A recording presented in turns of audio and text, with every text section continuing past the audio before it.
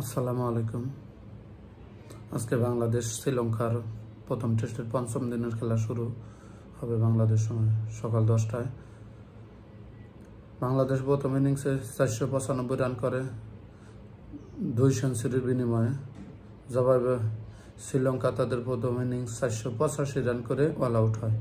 তারা একটি সেঞ্চুরির বিনিময়ে এই রানগুলো করে। পাতুম নিশানাকে 187 রানের এক অনবদ্য ইনিংস খেলে। দ্বিতীয় ইনিংসে বাংলাদেশ ব্যাট করে 3 উইকেটে 177 রান সংগ্রহ করে।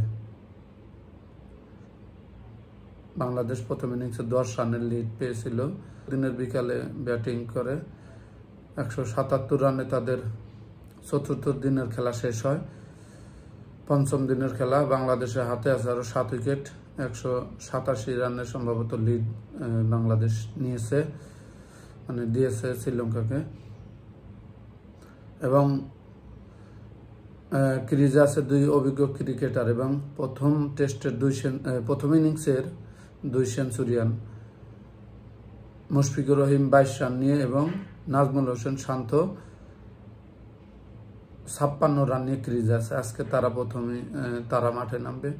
বাংলাদেশ এই টেস্টে যদি 2 সেশন না খেলতে পারে তাহলে হারার সম্ভাবনা আছে। তো আমরা চাই টেস্টটা ড্রয়ের দিকেই যাচ্ছে, তো ড্রই যেন হয়, কারণ গোয়াল বাংলাদেশের জন্য এক ফেভারিট স্টেডিয়াম।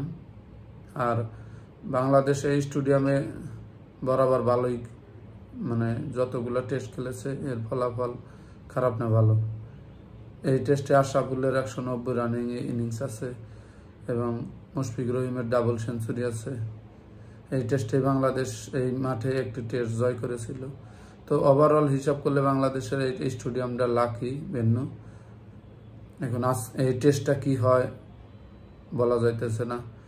তো ড্র সম্ভাবনা 90%। যদি বাংলাদেশ আজকের দিনটা যত দ্রুত উইকেট না খোয়াতে পারবে ততই বাংলাদেশের জন্য ভালো।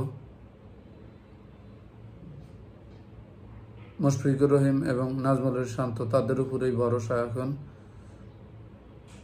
এই টেস্টটা যেন বাংলাদেশ জয় তো সম্ভবই না, অন্তত ড্র করে।